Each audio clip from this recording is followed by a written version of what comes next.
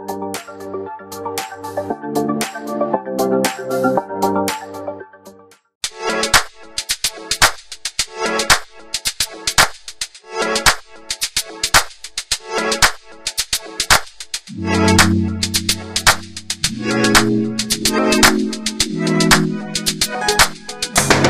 करतो देवाची जो आमच्यामध्ये हजर आहे, त्याची उपस्थिती आराधनेमध्ये आम्ही अनुभवली आणि आम्हाला हे देखील ठाऊक आहे, ज्यावेळेस प्रभू आमच्यामध्ये हजर असतो त्यास आमची परिस्थिती बदलते. आमेन म्हणाल का? देव आम्हाला बदलून टाकणारा देव आहे. आज मोठ्या आशेनं आम्ही देवाकडे आलेलो आहोत आणि आमचा येण्याचा उद्देशच आहे की प्रभूनं आमच्यासाठी काहीतरी करावं. देवानं आमच्यासाठी काहीतरी करणं ही आमची गरज आहे. पुष्कळ लोक आज समस्या अडचणी घेऊन या ठिकाणामध्ये आलेले आहेत आणि मी तर असं म्हणेल, जर प्रश्न नसते, समस्या नसत्या, तर आज रात्री या ठिकाणामध्ये आमचं येणं झालंच नसतं. 100% लांबून लांबून लोक या ठिकाणात आलेत आणि त्यांनी सांगितलं की आम्ही बऱ्याच दुरून प्रभूला भेटण्यासाठी आलेलो आहोत. आणि अनेक लोकांना असं वाटतं की देव भेटल्यानंतर आमची परिस्थिती बदलायला पाहिजे. 100% देव ही संकल्पनाच यासाठी आहे की त्यानं यावं, आमच्या घराचा, आमच्या कुटुंबाचा, आमच्या व्यवसायाचा, आमच्या शरीराचा, आमच्या सर्वस्वाचा ताबा त्यांनी घ्यावा. त्याच्यासाठीच देव आहे. परंतु बऱ्याच वेळा असं होतं, परमेश्वर आमच्या जीवनामध्ये येतो, परंतु ज्या पद्धतीनं बदल आमच्या घरामध्ये किंवा आमच्या कुटुंबामध्ये किंवा आमच्या जीवनामध्ये, आमच्या व्यवसायामध्ये व्हायला पाहिजे तसा बदल होत नाही. मग लोकांना रुखरुख लागते की नेमकं आमचं चुकलं काय, काय झालं, मी काय करायला पाहिजे. जो मार्ग लोक सांगतील त्या मार्गानं देवाला संतुष्ट करण्याचा प्रयत्न करतात, देवाला प्रसन्न करण्याचा प्रयत्न करतात.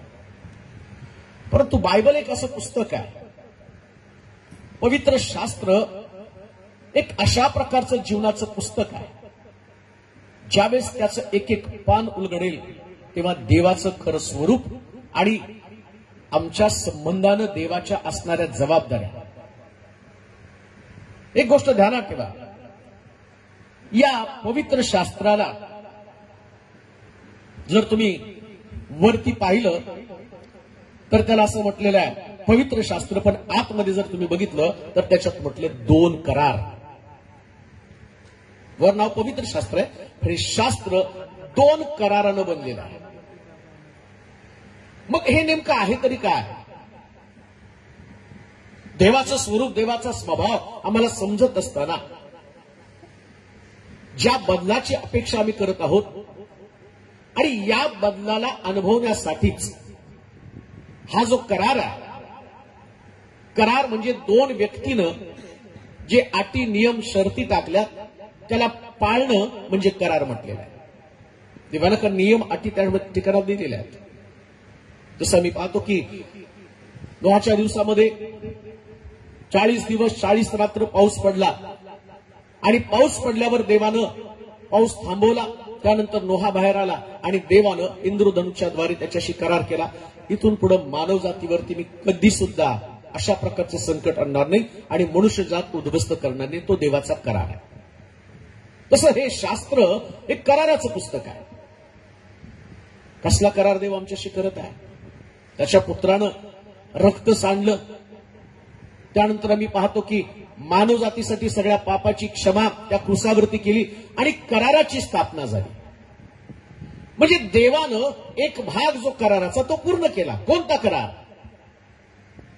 ज्याच्यामुळे तुमच्यामध्ये समस्या निर्माण झालेली आहे, ज्याच्यामुळे देवाचं आणि तुमचं नातं बिघडलेलं आहे, या बिघडलेल्या नात्याला दुरुस्त करण्याचा करार देवानं केला आणि पुत्राच्या द्वारे आपला पुत्र वधस्तंभावर दिला आणि देवानं त्याचा करार पूर्ण केला. पण आता आमची वेळ आलेली आहे. आम्ही देवाचा करार पाळायचा आहे. सगळ्यांची अपेक्षा एकच आहे की देवानं मला सुखी करावं, माझ्या परिवाराला सुखी करावं, माझी लेकरं सुखी व्हावी, माझं कुटुंब सुखी व्हावं, अडचणी जीवनातनं दूर व्हाव्या. मग पुत्र तर वधस्तंभावर गेला, आमचा त्याच्यावर विश्वास आहे आणि विश्वासानं आम्ही आमच्या घरातनं वेळ काढून या ठिकाणामध्ये आलेलो. बघ आम्ही गाणे एन्जॉय केले. आता त्याला एन्जॉय पण म्हणणार नाही, मला माहितीये वर्शिप करताना ज्या पट्टीत गावं लागतं, ज्या पट्टीमध्ये प्रभूला गीत सादर करावं लागतं, मग त्याच्यामध्ये पण कष्ट आहे आणि आम्ही ते कष्ट केले. ब्रदरनं कष्ट केले, पाहिलं आम्ही सगळे घामे घुम त्या ठिकाणी झालेले होते. हे सगळं करत असताना आम्ही देवाला सर्वोत्तम देण्याचा प्रयत्न करत असतो. मग हे करत असताना ज्या पद्धतीला देवाला आमच्या घरामध्ये आमच्या कुटुंबामध्ये काम करायचंय आणि देवानं जर आमच्या घरात आमच्या कुटुंबात काम केलं ना तर आम्ही पहिल्यासारखे कधीच राहत नाही. 100% कधीच राहत नाही. पण समस्या अशी की देवानं आमचं चांगलं करावं, आमचं कल्याण करावं. सगळ्यांची इच्छा आहे की देवानं आमचं कल्याण करावं. मग प्रार्थना केल्यावर कल्याण होणार आहे का? आज बरेच लोक अपेक्षेने आलेले आहेत. साक्ष ऐकल्या, काही लोक म्हटले आम्ही नेहमी तुमच्या साक्ष ऐकतो, प्रभू कसं लोकांच्या जीवनामध्ये काम करत आहे आणि मग तुम्ही आमच्यासाठी प्रार्थना करा. आमच्या सुद्धा घरामध्ये देव काम करणार आहे. पण आज मी एक वचन तुम्हाला वाचून दाखवणार आहे. रोमकराचं पत्र त्याचा 5वा अध्याय आणि त्याचं पहिलं वचन आपण वाचणार आहोत. रोमकराचं पत्र त्याचा 5वा अध्याय आणि त्याचं पहिलं वचन. काय केल्यानं आमच्या जीवनामध्ये प्रभूचं काम होणार आहे, काय आमचं कर्तव्य आहे, किंवा देवानं आमच्याशी करार प्रस्थापित केला, आता त्या कराराची दुसरी बाजू आम्ही कशा पद्धतीने पूर्ण करावी. रोमकराचं पत्र 5वा अध्याय आणि त्याचं दुसरं वचन. आपण ज्या कृपेमध्ये आहोत, आपण ज्या कृपेमध्ये आहोत त्यात आपला प्रवेशही त्याच्याद्वारे, त्यात आपला प्रवेशही त्याच्याद्वारे विश्वासाने झाला आणि आपण देवाच्या गौरवाच्या आशेचा अभिमान बाळगतो. इतकेच नाही तर संकटाचाही अभिमान बाळगतो. कारण आपल्याला ठाऊक आहे की संकटाने धीर, धीराने शील व शीलाने आशा निर्माण होते. 5वा अध्याय रोमकराचं पत्र 5वा अध्याय पहिलं वचन. म्हणून आपण विश्वासाने नीतिमान ठरविलेलो आहोत. म्हणून आपणाला प्रभू येशू ख्रिस्ताच्या द्वारे देवाबरोबर शांती आहे. पहा, पहिली गोष्ट, कराराचा एक भाग देवानं पूर्ण केला आणि आता कराराचा दुसरा भाग, ज्याच्याद्वारे आमचं घर, आमचं परिवार, आमचा बिझनेस, आमची लेकरं, आमचं शरीर, या सगळ्यावरती प्रभूचा अनुग्रह किंवा प्रभू येशू ख्रिस्ताच्या बलिदानाच्या द्वारे जे आशीर्वाद, जी कृपा आम्हाला अनुभवायची, आणि ती कृपा या कराराच्या दुसऱ्या भागाबरोबर आहे. मग कोणता करार, कोणता दुसरा भाग आहे? बायबल सांगतं जे ख्रिस्तानं केलं आणि आता आम्ही देवाबरोबर आमची शांती जोडली पाहिजे. पहिली गोष्ट लक्षात ठेवा. जोपर्यंत देवाबरोबर आमची शांती होत नाही तोपर्यंत ख्रिस्तामधले जे आशीर्वाद येशू ख्रिस्ताच्या द्वारे प्रभूनं आम्हाला दिलेले आहे. आम्हाला प्रार्थना प्रभूनं शिकवली नाही का? माझ्या नावानं तुम्ही पित्याकडे जे काही मागाल ते तुम्हाला मिळणार आहे. योहानाच्या शुभवर्तमानामध्ये 15 अध्यायामध्ये त्यानं म्हटलं, तुम्ही माझ्यामध्ये, माझी वचनं तुमच्याकडे असतील आणि तुम्ही माझ्या नावाने पित्याकडे जे काही तुम्ही मागाल ते तुम्हाला मिळेल. पण प्रश्न तोच आहे, आम्ही तर भरपूर मागितलं पण मिळालं किती? रोजही आमच्या प्रार्थना त्याच आहेत. भरपूर आम्ही प्रार्थना करतो पण किती प्रार्थनेची उत्तरं मिळालेली आहेत? मग तुम्ही एवढ्या प्रार्थना करता, एवढं चर्चला जाणं आहे, एवढं बायबल वाचन आहे, उपासना तुमच्याकडे आहे, दानधर्म तुमच्याकडे आहे, मग समस्या आहे तशाच आहे. समस्या संपलेल्या नाही. अनेक सभांना आम्ही गेलो, त्या सभेमध्ये हजेरी लावली, मोठ्या मोठ्या वक्त्यांचं पण आम्ही ऐकलं, पण समस्या तशाच आहे. मग शेवटी सैतान आमच्या डोक्यामध्ये काय घालतो माहिती का, नाही याच्यापेक्षा दुसरा पॉवरफुल वक्ता येणार आहे, मग त्याच्याकडनं तुमच्या प्रार्थनेचं उत्तर तुम्हाला मिळेल. वक्ते येतील आणि जातील, पण देवाचं वचन कायमस्वरूपी राहणार आहे. सांगतो नाही का, आणि देवाचं वचन काय सांगतं माहिती का, तुम्ही देवाबरोबर शांती जोडा. जोपर्यंत देवाबरोबर शांती जोडत नाही तोपर्यंत कराराचा दुसरा भाग पूर्णच होऊ शकत नाही. आम्ही सगळ्यांबरोबर शांतीने जोडलेलो आहोत, पण देवाबरोबर आमची शांती नाही. जगामध्ये सगळ्या समस्येचं मूळ कारण काय माहिती का तुम्हाला, सगळ्या समस्येचं कारण मनुष्य देवाला अशांत करत आहे. नीट ऐका, मनुष्य जे शास्त्र त्यानं आम्हाला दिलेलं आहे, जे वचन त्यानं आम्हाला दिलेलं आहे, परंतु या वचनाच्या विरोधामध्ये दंड करणारी आमची प्रवृत्ती. आम्हाला नेहमी वाटतं की देवानं नुसतं आमचं ऐकत राहावं, आमचं सोसत राहावं, आमचं सहन करत राहावं. देवानं नुसतं आम्हाला आशीर्वादच द्यायला पाहिजे. परंतु बाप सुद्धा मुलाची सगळीच गाराने जास्त काळ ऐकत नाही हो. एकदा तो कंटाळतो आणि मग त्या मुलाला म्हणतो, याला जरा बाहेर जाऊ दे, याला डाळ आट्याचा भाव काय ते कळू दे. आणि मग मुलगा जगामध्ये जातो. आम्ही उधळ्या पुत्राचं उदाहरण पण पाहिलं. त्याने संपत्ती घेतली, जगामध्ये गेला, सगळी संपत्ती उडवली आणि परत माघारी आल्यावर त्यानं आपल्या बापाशी शांती जोडली. शांती कशी जोडलेली आहे, शांती जोडणं म्हणजे नेमकं काय आहे. बापाकडे गेला आणि त्याने सांगितलं, मी तुमचा मुलगा म्हणून घेण्याच्या लायकीचा नाही. का? कारण त्याला माहिती आहे माझ्या बापाची इच्छा नसताना सुद्धा मी मागितलं म्हणून माझ्या बापानं संपत्तीचा भाग देऊन टाकलेला आहे. आणि तेच देवाच्या वचनात सांगितलं नाही का, जीवन मरण शाप आशीर्वाद सगळे तुमच्या समोर ठेवलेले आहेत. तो सक्ती करत नाही, कधी दबाव टाकत नाही तुम्ही काय निवडावं. प्रॉब्लेम काय, आमची निवड हमेशा चुकलेली आहे. आम्ही मागच्या दिवसामध्ये गुड फ्रायडे सेलिब्रेट केला आणि त्याच्यामध्ये पाहिलं लोकांची मागणी होती, येशूला वधस्तंभी द्या आणि बरब्बसला सोडा. ही लोकांची मागणी. कधीच लोक चांगलं मागू शकत नाही, कधीच लोक योग्य मागू शकत नाही. आम्ही सुद्धा आमच्या बाबतीमध्ये अजून त्याच प्रकारच्या गोष्टी करत आहोत. प्रभूचं वचन आमच्याकडे आहे, देवाचं वचन आमच्याशी बोलत आहे. परंतु नेमकं प्रॉब्लेम काय माहिती का, आम्ही ऐकून सुद्धा देवाच्या वचनाच्या विरोधामध्ये बंड करण्याची वृत्ती आमच्यामध्ये आहे. आम्ही बंड करतो, आमच्या मनाला येईल त्या पद्धतीने आम्ही वागतो. देवाच्या वचनाच्या कुठला सोयीसूतक आमच्याशी नसतं. आम्हाला असं वाटतं की जसं आम्ही आहोत आणि तसं प्रभू आम्हाला स्वीकार करेल. तुम्हाला माहिती का, एक नियम पवित्र शास्त्रामध्ये दिलेला आहे. यज्ञ करताना यज्ञ पशु आंधळा नको, लंगडा नको, खरजाळू नकोय, त्याच्यामध्ये कुठलं व्यंग असता कामा नये, हा देवाचा नियम आहे. जर यज्ञ करायचा तर यज्ञ पशु हा निर्दोष असला पाहिजे. तो लंगडा नको, तो आंधळा नको, त्याला खरूज झालेली का असता कामा नये, त्याला नाईट असता कामा नये. हा यज्ञ पशुचा नियम आहे. कसला यज्ञ करावा लागतो. पण समस्या काय माहिती का, आम्ही देखील आमचं रोमकराच्या पत्राच्या 12व्या अध्यायामध्ये म्हटलं, तुम्ही आपली शरीरे जिवंत पवित्र व देवाला ग्रहणीय यज्ञ म्हणून समर्पित करा. आम्ही आमचा यज्ञ घेऊन देवाकडे जातो, पण अनेक व्यंग आमच्यामध्ये तसेच आहेत.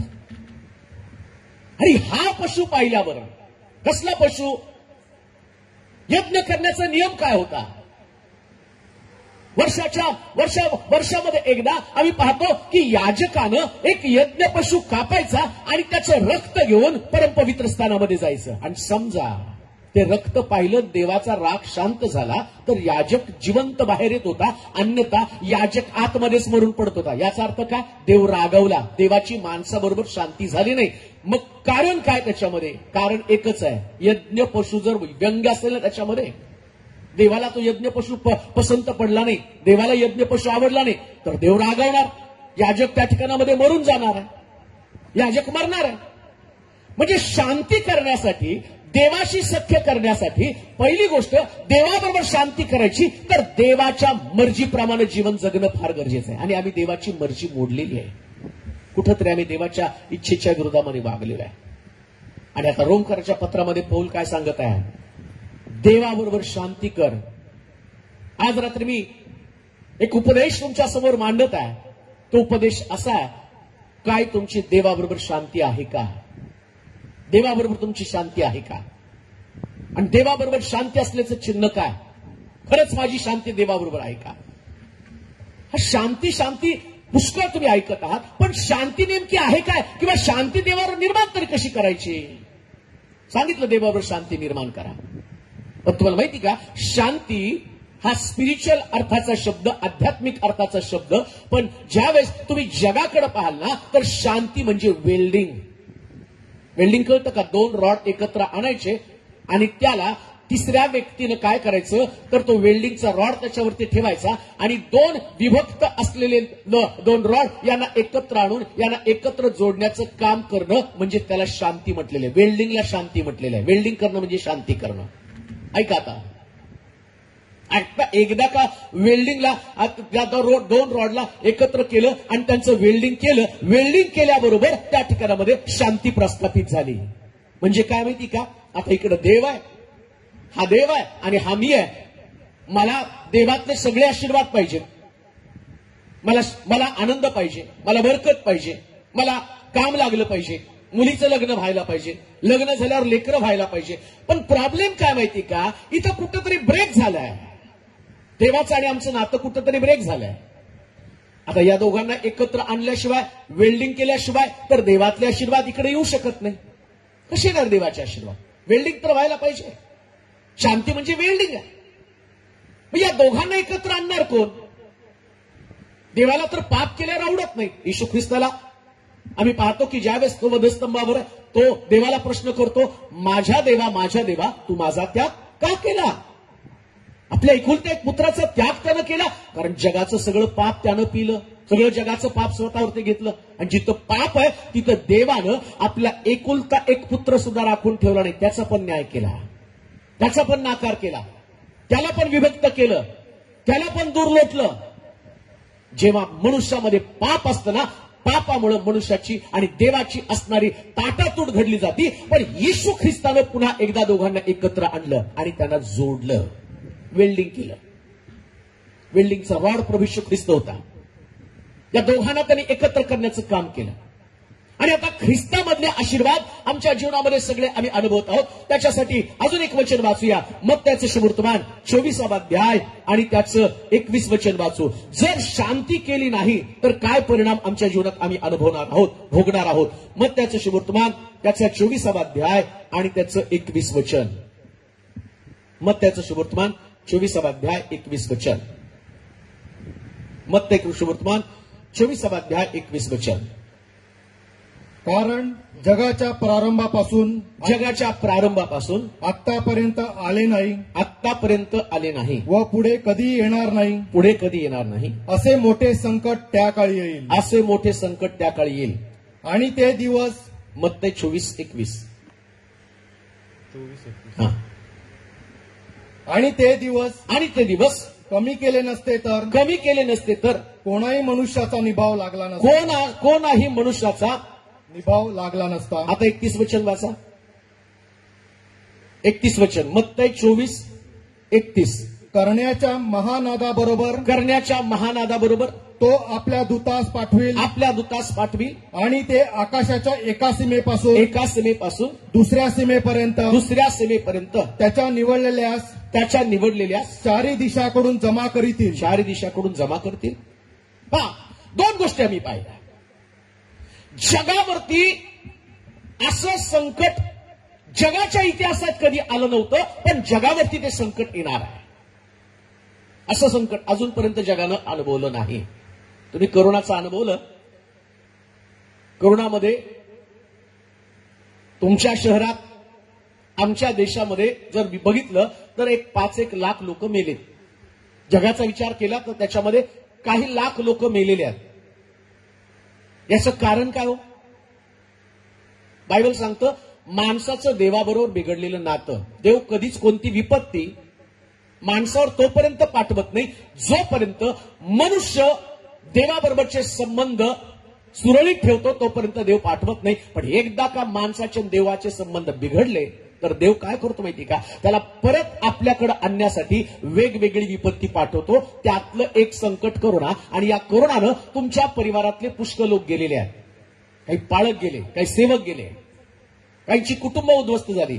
श्रीमंत लोक मरून गेले आणि आम्ही जगामध्ये या कोरोनाची धास्ती घेतली आणि आम्ही म्हणतो की फार मोठं संकट जगावरती आलं. पण आता बायबल काय सांगतं माहिती का? आजपर्यंत एवढं मोठं संकट जगावरती आलं नाही, याच्यापेक्षा मोठं संकट जगावरती येणार आहे. आणि त्याचं कारण काय माहिती का? मानवाचं देवाबरोबर नसणारी शांती. मनुष्य देवाबरोबर शांती निर्माण करत नाही, त्याच्यामुळं सगळ्यात मोठं संकट जगावरती येणार आहे. पण असं लिहिलंय, त्याचे निवडलेले लोक, त्याचे निवडलेले लोक.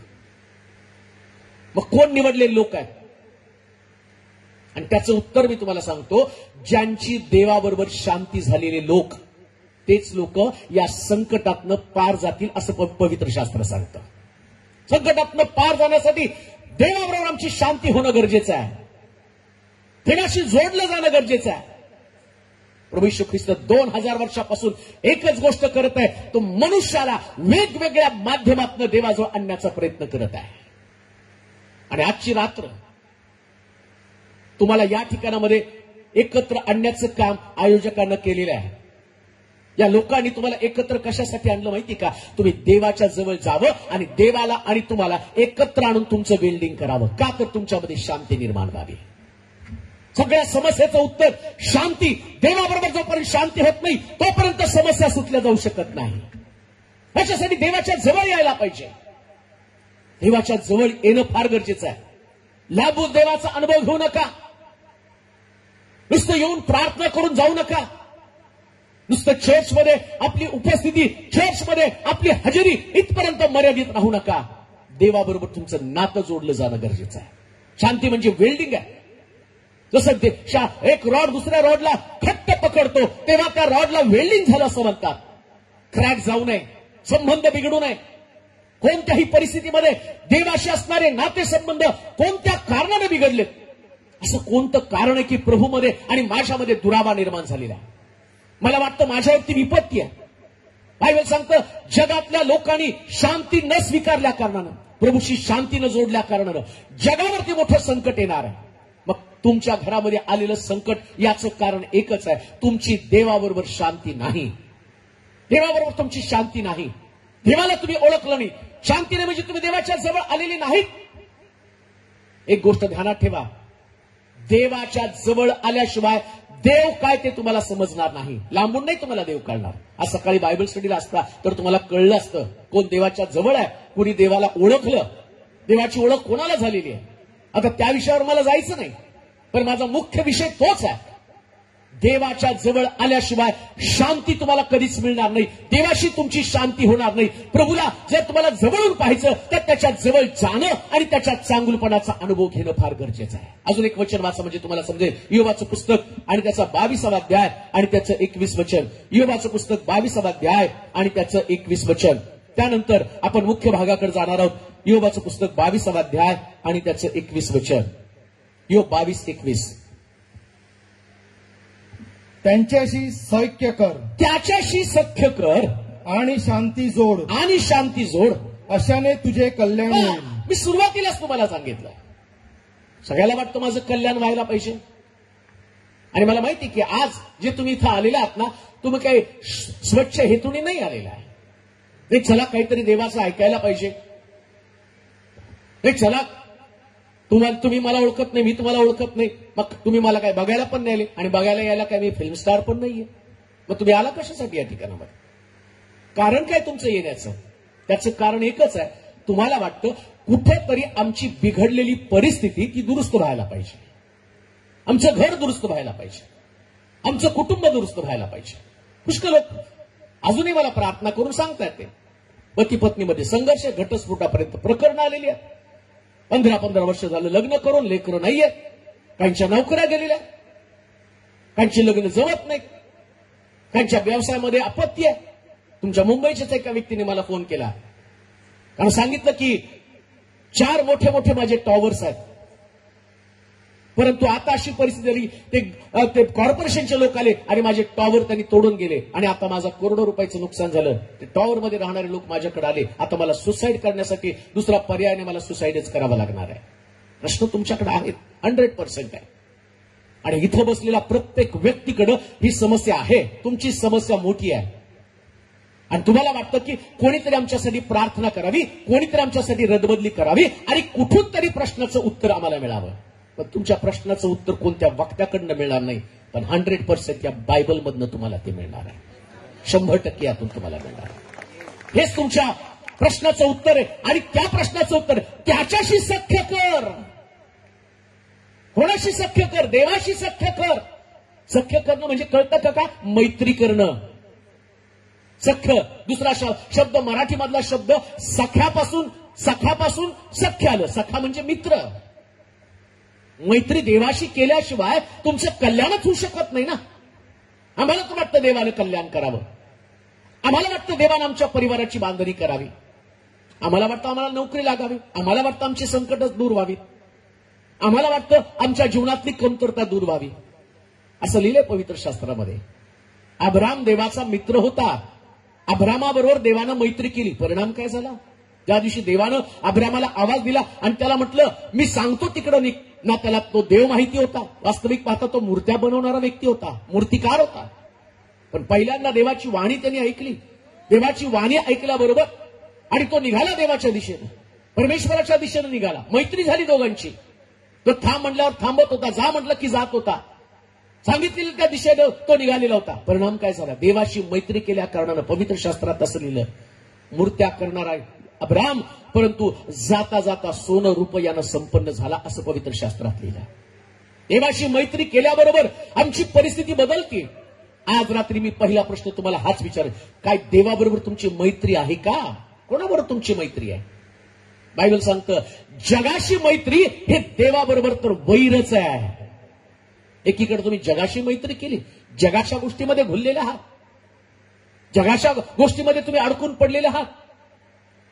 तुम्हाला जग आवडतं, देवाच्या सानिध्यात राहायला आवडत नाही. ख्याली खुशाली, मौज मजा, टाइमपास, पैसा कमवणं, नाव कमवणं, प्रतिष्ठा कमवणं, संसार, प्रपंच, दारूबाजी, असं लिहिले पवित्र शास्त्रामध्ये. तो दिवस पाशाप्रमाणे तुमच्याकडे येईल. दारूबाजी आणि संसाराची चिंता या गोष्टीने तुमची अंतःकरण भारावली जाईल आणि अकस्मात तो तुमच्यामध्ये येईल असं म्हटलेलं आहे. पण तुमची शांती देवाबरोबर नाहीये. शांती असणं म्हणजेच देवाशी मैत्री करणं प्रियांनो. पण आम्ही जगाशी मैत्री केलेली आहे.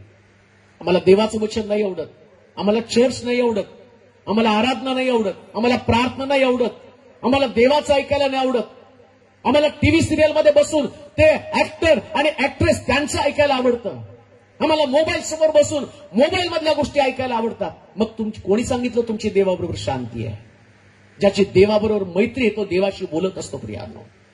देवाशी बोलला का कधी? देवानं तुमच्याशी बोलण्याचा अनुभव आला का? काही वेळ देवासाठी राखून तुम्ही ठेवला का? तुम्ही म्हणता माझं कल्याण व्हायला पाहिजे, माझं कल्याण व्हायला पाहिजे. मी पुन्हा तुम्हाला सांगतो, कोणी सेवकाला तुमच्या डोक्यावर हात ठेवल्यानं तुमचं कल्याण होणार नाही, पण देवाशी मैत्री केल्यावर 100% तुमचं कल्याण होणार आहे. 100%, 100% तुमचं कल्याण होणार. मग कदाचित तुम्ही देवाशी मैत्री केल्यावर लोक तुमच्याबरोबरची मैत्री तोडतील, लोक तुमच्या बरोबर राहणार नाही, लोक तुमची संगत सोबत सोडतील. मैत्रीचा नियमच आहे. ज्यास तुम्ही एखादा जवळचा मित्र नेमताना तर तुमच्या जवळ जो मित्र आहे तो तुम्हाला सोडून जातो. नाही राहू शकत दोन मित्र एकत्र. तो खरा मित्र तुमच्याकडे. आणि जगामध्ये पण देवाने सांगितलं माझ्याशी मैत्री जगाशी वैर आणि जगाशी मैत्री माझ्याशी वैर. जर तुम्ही जगाशी मैत्री केली तर देव तुमच्याबरोबर कसं राहणार आहे? आणि देव का एकदा बिघडला, लक्षात ठेवा, एकदा देव बिघडला ना, एकदा परमेश्वर संतापला, मग तुमची काही गत खरी नाही. आज आमची मेन समस्या, मुख्य समस्या काय तर आम्ही देवाबरोबर शांती करत नाही. त्याच्याशी सख्य कर, शांती जोड. जोपर्यंत देवाशी शांती जोडत नाही तोपर्यंत आमच्या जीवनामध्ये आमचं कल्याण कधी होऊ शकत नाही प्रियांनो. नामी नाही म्हणत का? रुतला नामी काय म्हणते माहिती का? तुझं कल्याण व्हावं याच्यासाठी मला तुझ्यासाठी एक स्थळ पाहणं गरजेचं आहे. तिलाही वाटतं की या रूतचं कल्याण व्हायला पाहिजे. नवरा मेलेला आहे, तिच्याही जीवनामध्ये कमी पण आहे, ही कसं जीवन काढणार आहे? मी मरून जाणार आहे, माझ्यानंतर हिचं कोण आहे? नामीला सुद्धा प्रश्न पडला, माझ्या रूतचं कल्याण व्हायला पाहिजे. तेच नामी सुद्धा म्हणती आतापर्यंत तुझी माझी मैत्री होती, तू माझी सून, मी तुझी सासू, आपल्या दोघांचं नातं चांगलं होतं, पण आता एक नवीन नात्याची तुला गरज आहे.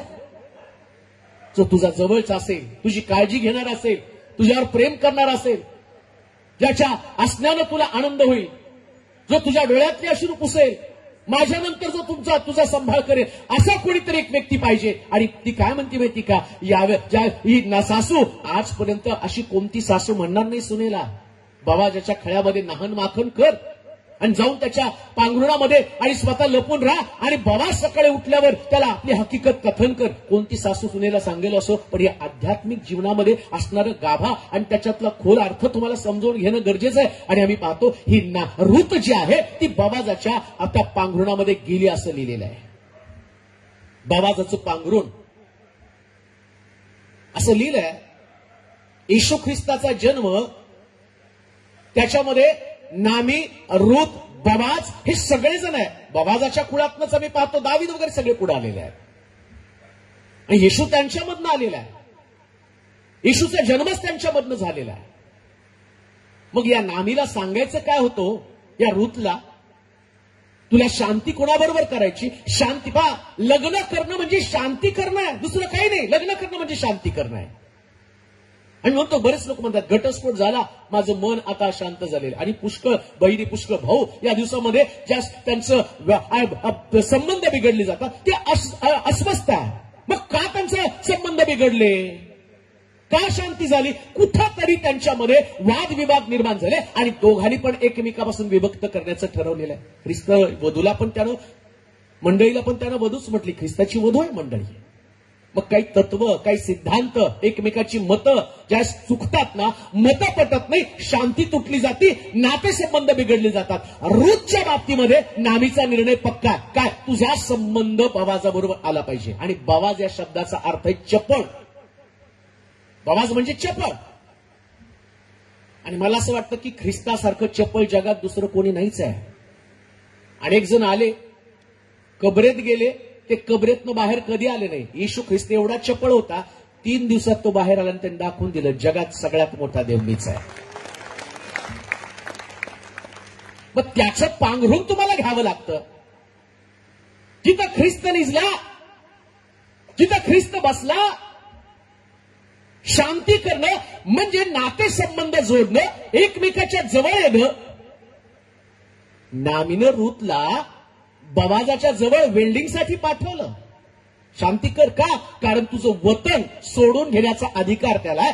बाबाजच तुझं कल्याण करणार आहे. माध्यम काय, कसं कल्याण करणार आहे? 2 रॉड एकत्र आल्याशिवाय. आणि त्यांचा वेल्डर कोण आहे? नामी त्यांचा वेल्डर आहे. नामीनं दोघाला एकत्र आणलं, दोघे एकत्र आले. बाबाज म्हणतो काळजी करू नको, पहाट होईपर्यंत अशी झोपून राहा आणि पहाटे सूर्य उगायच्या आत निघून जा आणि तुझं वतन मी तुला सोडून देईल. आज तीच गोष्ट मी तुम्हाला सांगत आहे. बाबाज तर प्रभू येशू ख्रिस्त आहे. तुम्ही रूटच्या रूपानं या ठिकाणामध्ये आहात. देवाच्या वचनाच्या द्वारे वेल्डिंग करण्याचं काम मी या ठिकाणात घेऊन आलेलं आहे. आणि 100% मी तुम्हाला सांगतो, तुमचं वतन सोडून घेणारा बाबाज या ठिकाणामध्ये आहे आणि जाताना तुमचं वतन तुम्ही सोडून घेऊन जाणारच आहात. तुमचं वतन आहे, तुमच्या प्रश्नाचं उत्तर आहे, पण त्याच्यासाठी 2 रॉड तर एकत्र यायला पाहिजेत ना. किती काळ तुम्ही देवापासून दूर राहणार आहात, किती काळ अज्ञानामध्ये राहणार आहात, किती काळ मनाच्या हट्टामध्ये, पापामध्ये राहणार आहात. काहीतरी एक गोष्ट की ज्याच्याद्वारे मला देवाच्या जवळ जाणं आणि त्याला जोडलं जाणं गरजेचं आहे. त्याच्याशिवाय नाही कल्याण होणार. कोणी कल्याण करू शकणार नाही. एक गोष्ट ध्यानात ठेवा. मला मागं एक मुंबईचे पास्टर माझ्याकडे आले आणि चर्चचा बर्थडे होता. त्यावेळेस त्यांनी सांगितलं, पास्टर, परदेशामधनं एक वक्ता आम्ही आमच्या चर्चमध्ये बोलवला आणि बोलवल्यानंतर पुष्कळ लोक त्या मीटिंगला जमले. मला नाही नाव सांगायचं, मी सांगणार पण नाही, पण ते मीटिंगला जमले, भरपूर लोक जमले. मग तो फॉरेनर होता. त्या फॉरेनरनं काय केले, त्यांना सांगितलं की तुम्हाला जूमध्ये बंगला मिळेल, इथे बंगला मिळेल, तिथे बंगला मिळेल, आता तुमचं सगळं काढून आणून इथं टाका. मग त्यांनी सोनं टाकलं, पैसे टाकले आणि त्यांनी बघितलं. ते म्हटले, आमच्या बाळकाने एवढे दिवस प्रीचिंग केलं पण कोणी त्याच्याकडे बिचारे 100ची नोट टाकत नव्हते, पण तिथं करोडो रुपये टाकले. आणि त्यांनी अभिवचन दिलं की पहा, आता तुम्हाला इथं बंगला मिळेल, जूला बंगला मिळेल, इकडे मिळेल, तिकडे मिळेल. आणि मग त्यांनी त्यांच्या जागा जमीन विकल्या आणि सगळं तिथं टाकून दिलं. आणि त्याच्यानंतर म्हटलं की त्या बाळकाची बायको जी फॉरेनर होती ती आली, ते सगळे पैसे घेतले आणि सगळी ज्वेलरी या भारतामधनं चांगली चांगली ज्वेलरी घेतली आणि ते गेले आणि बिचारे वाट बघत बसले. आता आम्ही पेरलं, आता आम्हाला ते जीवच्या चौपाटीमध्ये जीवला आणि त्या समुद्र किनारे इकडे तिकडे आम्हाला जागा घेणार, आम्ही बंगला बांधणार. हे भिकारी झाले, ते श्रीमंत झाले. कोणीच कल्याण करणार नाही. पण 100% प्रभू येशू ख्रिस्त तुमचं कल्याण करणार आहे. 100%. 100%. कसं? 2 रॉड एकत्र आले तर, 2 जण एकत्र आले तर. तुम्ही प्रार्थनेला याल, वचन पण ऐकाल, मलाही आनंद वाटेल. मी तुमच्यासाठी प्रार्थना करतो, मग तुम्ही प्रार्थना केल्यावर मी पण दाखवणार आहे एवढ्या लोकांसाठी मी प्रार्थना केली, याच्यामध्ये माझं गौरव असणार. लोक मला सांगणार की यांनी इथं प्रार्थना केली, तिथं प्रार्थनेला गेले. अजून एक माझ्या डोक्यात मानाचा तुरा असेल, चला मी वसईला जाऊन आलो. पण फायदा काय होणार आहे? आउटपुट काय निघणार आहे? याच्यातनं तुमचा फायदा काय होणार? तुम्हाला काय प्राप्त होणार आहे? लक्षात ठेवा, एखाद्या सेवकाचं येणं त्यावेळेस तिथं सार्थक होतं ज्यावेळेस हरवलेले लोक देवाच्या पुन्हा जवळ येतात आणि दोघं एकत्र जोडले जातात आणि त्याच्यानंतर परमेश्वर त्यांचं कल्याण करतो. हेच देवाच्या सेवकाचं काम आहे.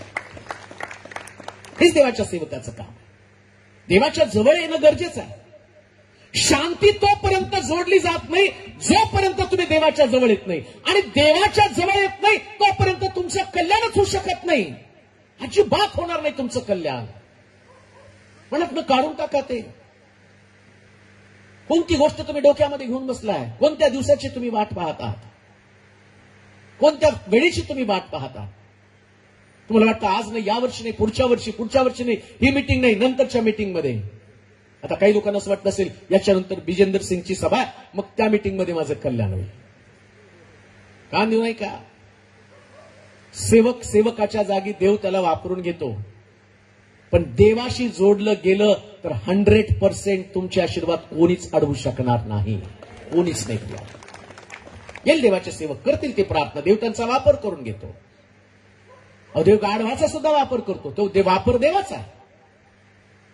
एवढा मोठा संदेष्टा, या संदेष्ट्यानं देवाचा मार्ग सोडून बलाक राजाबरोबर जाऊ नको म्हटल्यावर तो बलाम संदेष्टा गाढवीवरती बसून आणि त्या गाढवावरती बसून निघाला बलाम संदेष्ट्याबरोबर, बलाक राजाबरोबर. त्यास असं लिहिलं, गाढव बोललं पहिल्यांदा आणि बलाक हातामध्ये दांडकं घेऊन त्या गाढवाला मारायला लागला. म्हणजे देवानं गाढवाच्या मुखातनं पण संदेष्टाला ज्ञान सांगितलं. शेवटी तो देव आहे, कोणाचा वापर करेल सांगता येत नाही. म्हणून वापर करणारा फार मोठा आहे. त्याच्याशी जोडलं जाणं फार गरजेचं आहे. त्याच्याशी जोडलं जा, त्याच्याशी शांती करा, त्याच्याशी नातेसंबंध नीट करा, त्याच्याशी जोडले जा. एकमेकाशी जोडलं जाऊ नका. माझ्याशी कनेक्ट होऊ नका, दुसऱ्या कोणाशी कनेक्ट होऊ नका. पण 100% सांगतो, देवाशी कनेक्टेड रहा, प्रभूशी कनेक्टेड रहा. जिथं तुमचं कल्याण आहे, जिथं तुमच्या प्रश्नाचं खरं उत्तर जिथं मिळणार आहे, तिथं तुम्हाला जोडलं जाणं गरजेचं आहे. त्याच्याशी शांती कर. योवाच्या पुस्तकामध्ये म्हटलंय, त्याच्याशी सख्य कर आणि शांती कर, म्हणजे तुझं कल्याण होईल. स्तोत्र संहिता 29 अध्याय 11 वचन वाचूया. स्तोत्र 29 आणि त्याचं 11 वचन. स्तोत्र संहिता 29 अध्याय 11 वचन. काय लिहिले वाचा. परमेश्वर आपल्या लोकांस सामर्थ्य देईल. परमेश्वर आपल्या लोकांस सामर्थ्य देईल. परमेश्वर आपल्या लोकांस शांतीचे वरदान देईल. शांतीचं वरदान देईल. परमेश्वर शांतीचं वरदान. ऐका, अनेक आशीर्वाद तुम्ही अनुभवलेले आहेत. काही लोक म्हणतात, नाही मला देवानं नोकरीचा आशीर्वाद दिला. काही म्हणतात मला देवानं गाडीचा आशीर्वाद दिला. काही लोक म्हणतात मला परदेशी जाण्याचा आशीर्वाद दिला. आशीर्वाद म्हणजे वरदान. काही लोक म्हणतात मला घराचा आशीर्वाद देवानं दिला. काही लोक म्हणतात बिझनेसमध्ये देवाने मला आशीर्वादित केलं. परंतु आज जी गोष्ट आम्ही पाहतो, शास्त्र सांगतं शांती हे सुद्धा एक वरदान आहे. शांती हा आशीर्वाद आहे. आणि ती शांती तुम्हाला कशातनं मिळती? मी शांतीच्या आशीर्वादाविषयी बोलत आहे बरं का.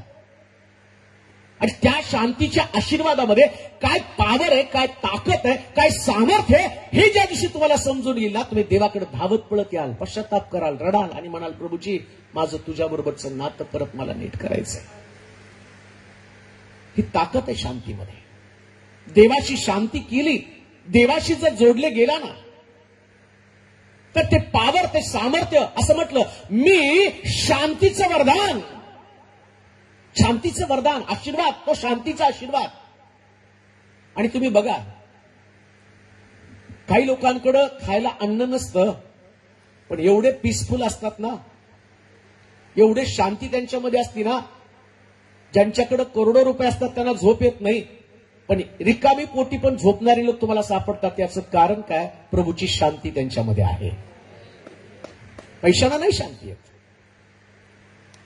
5 लाखाचा बेड घेतला, त्याच्यावर 4 लाखाची गादी टाकल्यावर पण तुम्हाला शांत झोप येणार नाही. परंतु सिंहाच्या गुहेमध्ये दानियल इतका शांत होता, सकाळी राजा उठून त्याला विचारतो, दानियला, परात्पर देवाच्या पुत्रा, तुझ्या देवानं तुला वाचवलं का?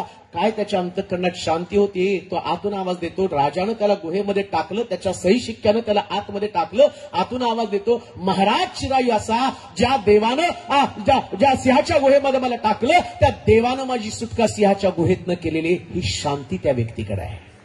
मग तिथे सिंहाच्या डरकाळ्या आहेत, भुकेलेले सिंह त्याच्या समोर आहेत, पण त्याला भीतीचं कारण नाहीये, का तर त्याला ते शांतीचं वरदान आहे.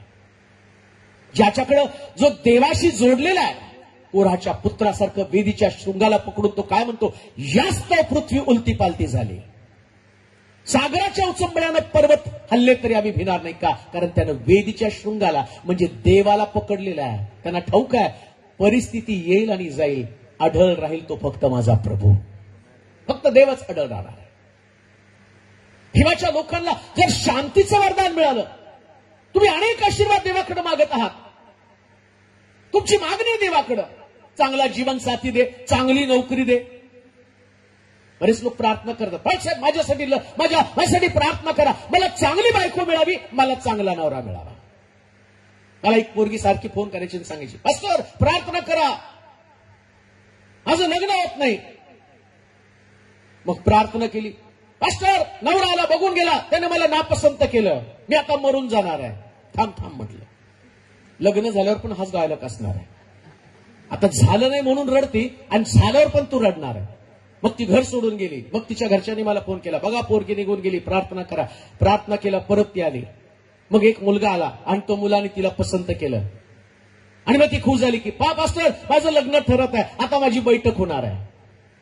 मी हसलो थोडंसं आणि म्हटलं, देवाला धन्यवाद, तुझं लग्न ठरत आहे. मग बैठक झाली. बैठक झाल्यावर तिने परत फोन केला, पास्टर प्रार्थना करा, माझा नवरा 5 तोळे सोनं आणि 2 लाख रुपये हुंडा मागत आहे. आता तर लग्नासाठी रडत होती. तुला वाटलं लग्न झाल्यावर शांती होणार आहे, लग्न होणं गरजेचं आहे, त्याच्यासाठी मी प्रार्थना केली. मग आता काय तुझी इच्छा आहे?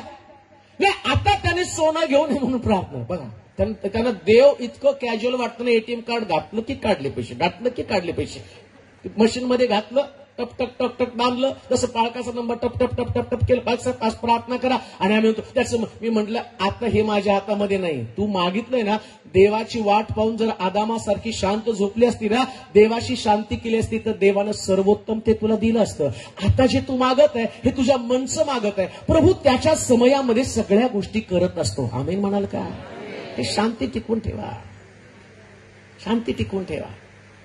पीस असली पाहिजे. कसली पीस असती माहिती का? शांतीचं वरदान. शांतीच्या वरदानाची ताकद मी तुम्हाला सांगत आहे. सकाळी उठून एक दिवस सैतान स्वर्गामध्ये गेला, देवाने त्याच्याकडे पाहिलं, त्याला पाहून हसला. तुझं लक्ष माझं सेवक योब याकडे गेलं का? त्याचा डायलॉग का? तो तुझं फुकट भय बाळगत नाही, तू त्याच्या भोवती संरक्षणाचं कवच निर्माण केलेलं आहे.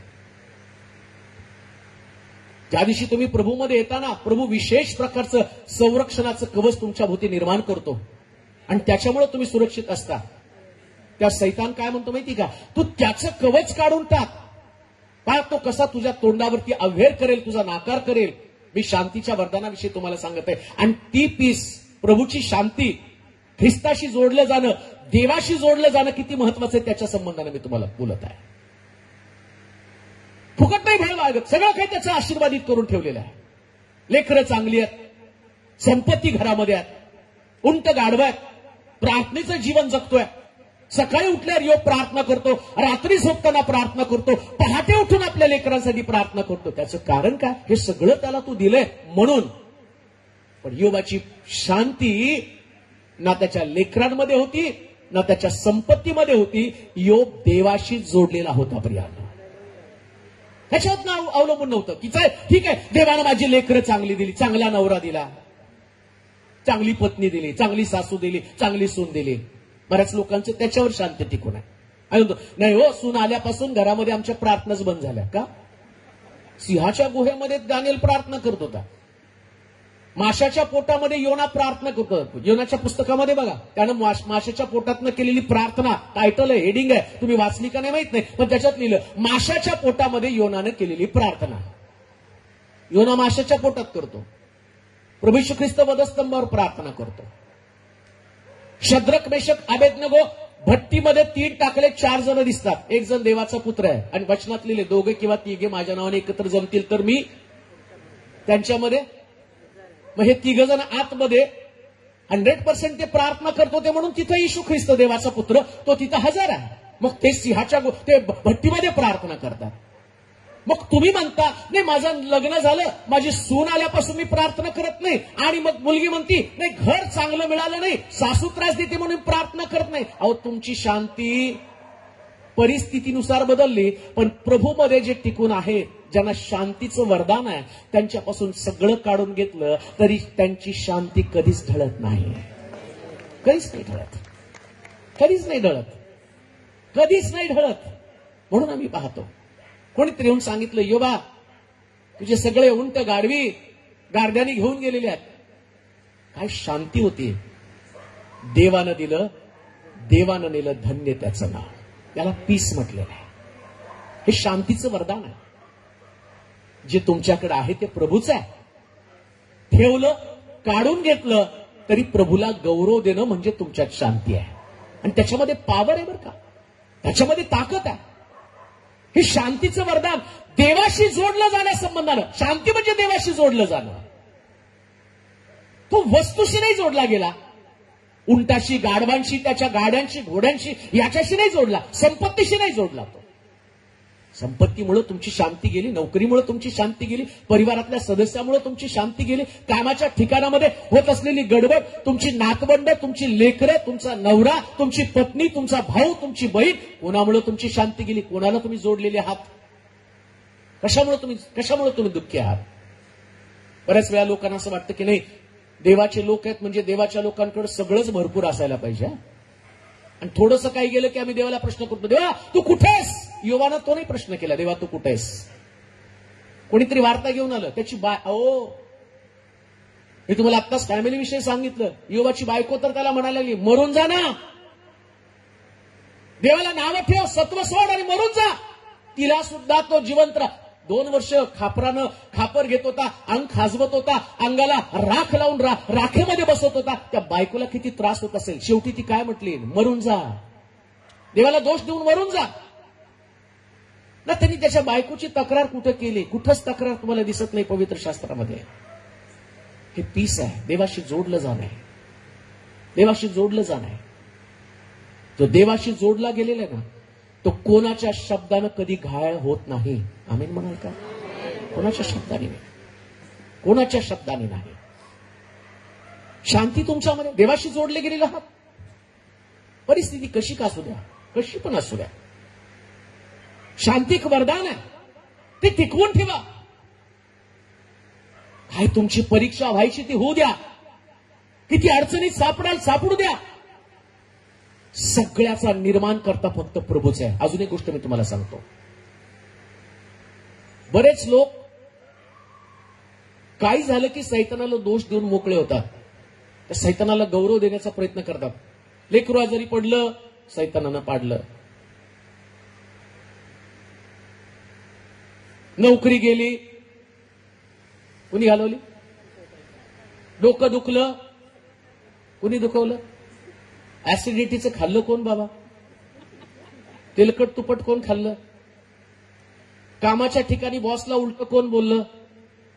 आणि सगळं करायचं आणि बिल सैतानावर फाडायचं. काय झालं तर सैतान.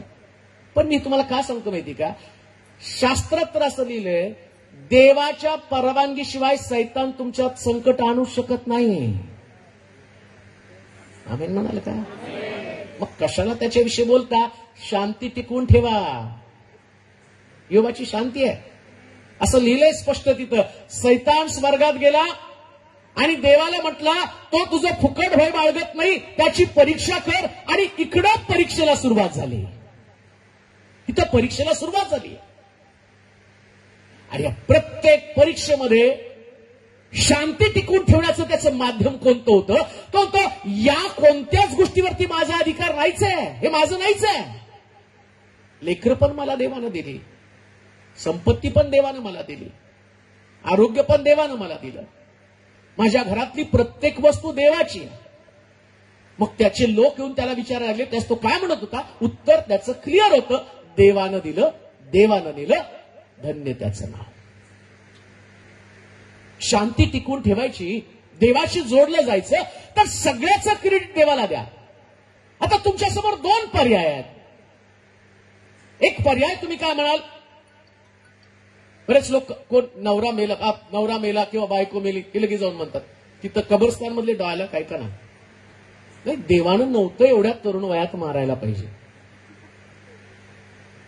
नाही, देवानं असा अन्याय करायला नको होता. बघा ना, इतक्या लहान वयात त्याची आई वारली. तू देवाचं जजमेंट करतो, तू देवाचा न्याय तू करत आहे.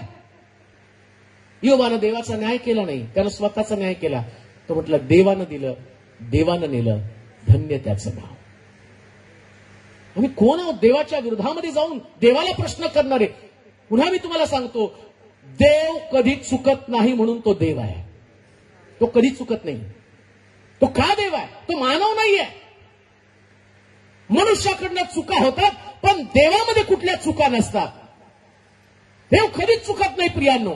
आणि चुकेल तो देव असणार तरी कसा? त्याला देवाचा दर्जा तुम्ही कसा देणार आहात? देव कधीच चुकत नाही, त्याच्यामध्ये कुठल्याच प्रकारचा दोष नाही.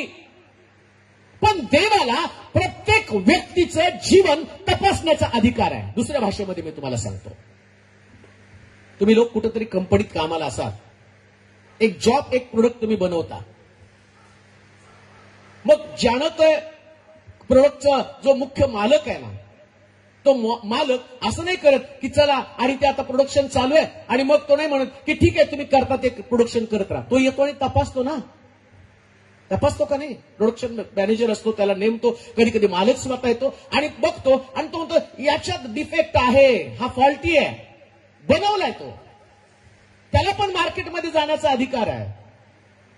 तुम्ही मध्ये मध्ये पेपरला बातमी येते, डिफॉल्ट असणाऱ्या सगळ्या गाड्या, 5 लाख गाड्या, 7 लाख गाड्या व्हॉल्क्सवॅगननी मागून घेतल्या, कारण त्याच्यात डिफॉल्ट होता. मग ह्या पण गाड्या डिफॉल्टीच असतात ना कधी कधी. मागून घेण्याचा अधिकार त्याला नाही, तपासण्याचा अधिकार त्याला नाही.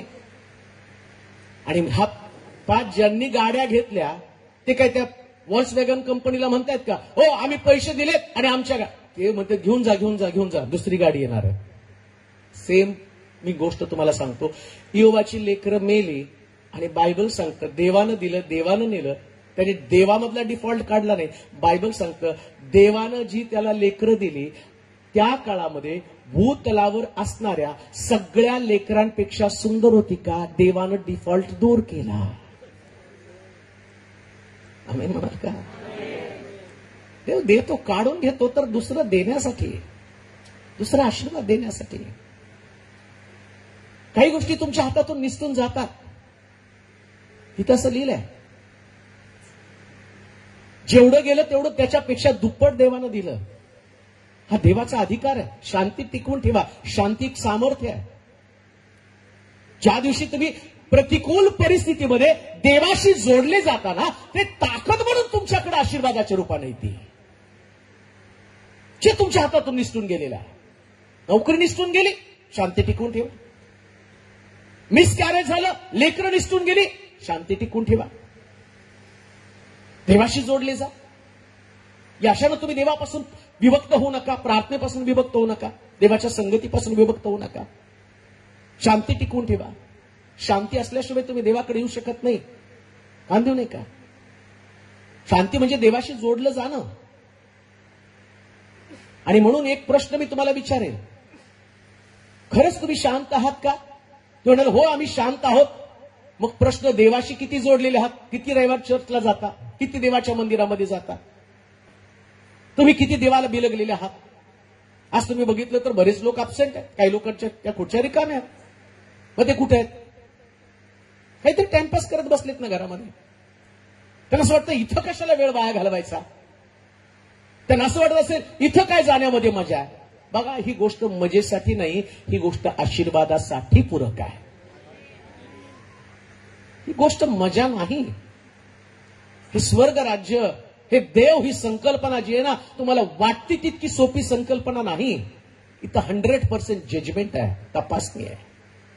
इथं तपासलं जातं आणि प्रत्येकाची तपासणी होती. प्रभू येशू ख्रिस्ताला सुद्धा एक रात्रीत 3 कोर्टात 4 वेळा त्याची तपासणी करण्यात आली. एका रात्रीमध्ये 4 कोर्टामध्ये, एका कोर्टात 2दा, एका रात्रीत त्याची 4 वेळा तपासणी झाली 3 ठिकाणामध्ये. आणि त्या प्रत्येक तपासणीमध्ये तो निर्दोष आहे हे देवानं आपल्या पुत्राच्या बाबतीमध्ये सुद्धा घडवलेलं आहे. पण पुत्र देवाला बिलगून राहिला, त्याने शांती टिकवून ठेवली. म्हणून तर वधस्तंभावर तो काय म्हटला, हे बाप्पा यांना क्षमा कर, देवाशी जोडलेला असल्या कारणानं. जर देवाशी तुम्ही जोडला ना, तुमचे शब्द बदलतात. आणि शांती टिकून ठेवणं म्हणजे देवाशी जोडलं जाणं. त्याच्यानं तुमचं कल्याण होतं. आणि शास्त्र काय सांगतं माहिती का, शांती हे एक मोठं वरदान आहे. आणि शांती ही सगळ्यात मोठी ताकद आहे, पावर आहे. नेताजी सुभाषचंद्र बोस म्हटले, तुम मुझे खून दो मैं तुम्हें आजादी दूंगा. त्याला पण घाबरले नाही बरं का इंग्रज. वेगवेगळ्या जेवढे मोठे मोठे क्रांतीवीर होऊन गेले ना, भगतसिंगानं बॉम्बस्फोट केला, भगतसिंग, राजगुरू, सुखदेव, त्याला पण इंग्रज घाबरले नाहीत. तर गांधीच्या एका सत्याग्रहानं इंग्रज हादरले का? कारण हा व्यक्ती बंड करत नव्हता, हा व्यक्ती लढाई करत नव्हता, हा व्यक्ती धमकी देत नव्हता, पण शांतीनं सगळं काही सहन करत होता. आणि त्यांना कळलं, त्यांनी बायबल त्यांनी पण वाचलं आणि गांधींनी पण वाचलेलं होतं बायबल. गांधीला पण एकदा विचारलं, तुमचा धर्म कोणता? तर ते म्हटले, डोंगरावरचं प्रवचन. कारण त्या प्रवचनाचा गाभास काय होता माहिती का, शांती करणारे ते धन्य, त्यांना देवाची मुलं म्हणतील. त्यांना त्या शांतीचं काम कळालं. म्हणून जगामध्ये गांधीला राष्ट्रपिताचा दर्जा मिळाला. नुसतं भारतात नाही तर परदेशामध्ये सुद्धा गांधीजी आणि लोकप्रिय झाले. आणि अहिंसेचं तत्व, शांतीचं वरदान हे गांधींनी लोकांना समजावून सांगितलं. आणि गांधीनं कुठनं ऐकलं? बायबलमधनं. शांतीची ताकद, शेवटी गांधीचा अहिंसावाद, शांतीची ताकद, याच्यामुळे इंग्रज निघून गेले. का? कारण त्यांना कळलं, हा व्यक्ती जे सहन करतो ते आमच्या बुद्धीला समजण्याच्या पलीकडच्या गोष्टी आहेत. शांती वरदान आहे, देवाशी जोडलं जाणं आहे. कोणती परिस्थिती तुम्हाला उद्ध्वस्त करू शकत नाही जर तुम्ही ख्रिस्ताला जोडलेले असाल, देवाला जोडलेले असाल. योग नाही उद्ध्वस्त झाला, योग नाही उद्ध्वस्त झाला. 1-2 वर्ष, एखादं वर्ष, 2 महिने, 3 महिने नाही, 2 वर्ष त्याचं शरीर फोडानं भरून गेलेलं आहे. तुमची बॉडी टेस्टिंग केली जाईल, शरीराची तपासणी केली जाईल. किती देवाशी जोडलेले. कदाचित रोग, व्याधी, विकार तुम्हाला सोडून जाणारे लोक असतील, कष्टामध्ये त्रासात राहावं लागेल, आर्थिक अडचणी असतील. युवाकडे त्या आर्थिक अडचणी आल्या, त्या आर्थिक अडचणी आल्या. ऐका, अजून एक गोष्ट मी तुम्हाला सांगतो, शांती एक वरदान आहे. मला त्या योगात जास्त जायचं नाही, पण शेवटी असं लिहिलंय, योबाची परिस्थिती कधी बदलली माहिती का? तिथं असं लिहिलं, योबानं आपल्या मित्रांसाठी प्रार्थना केली आणि त्याच्यानंतर असं लिहिलं, देवानं त्याला सगळं दुप्पट दिलं. योबानं प्रार्थना केलं. शांती असल्याशिवाय, देवाला जोडलेले असल्याशिवाय तुम्ही प्रार्थनाच करू शकत नाही. कशी प्रार्थना करू शकाल? बऱ्याच लोकांचे मला फोन येतात आणि ते सांगतात, बाळक साहेब माझ्यासाठी प्रार्थना करा. एकाने तर मला परवा फोन करून विचारलं, नाही मी डोळे झाकले तर झोप लागते, उघडे डोळे ठेवून प्रार्थना करू का? कशाला करतो प्रार्थना? झोपच लागते तर. झोपायचं तर ते उघडे डोळे ठेवून पण झोपतातच. मला झोप लागते मला बायबल वाचायला लागलं की पाळत साहेब माझ्यासाठी प्रार्थना करा, कारण मला वाचायला लागल्यावर डुलकी लागते. हे पण महाभारत देवाशी जोडले गेलेले नाहीयेत. प्रभू येशू ख्रिस्त रात्रभर डोंगरावरती प्रार्थना करत होता आणि सकाळी येऊन तो चमत्कार करत होता का? देवाशी जोडला गेलेला होता. प्रिया, हे मिनिस्ट्री, हे आत्मिक जीवन कशा पद्धतीने देवाशी जोडलं जावं याचं उत्तम उदाहरण कुठं असेल तर प्रभू येशू ख्रिस्त आहे. शांती म्हणजे देवाला जोडलं जाणं, त्याची ताकद तुम्ही समजून घ्या. आता त्या काळामध्ये मी तर आल्या आल्या जे आयोजक आहेत त्यांनी मला सांगितलं, तुमची गाडी जिथं तुम्ही राहता तिथं पार्क करायची, तुम्ही आमच्या गाडीत यायचं. मग मला बरं वाटलं, चला बाबा रस्ते बारीक आहेत, आपली गाडी कुठं फिरवायची. मग एकदम बरं वाटलं. मग म्हटले कुठं राहणार आहे तुम्ही? मी येतानाच म्हटलं नाही जरा एसी असेल तर बरं आहे हो, कारण इकडे मुंबईमध्ये फार उष्णता आहे, थोडंसं एसी असेल तर बरं आहे.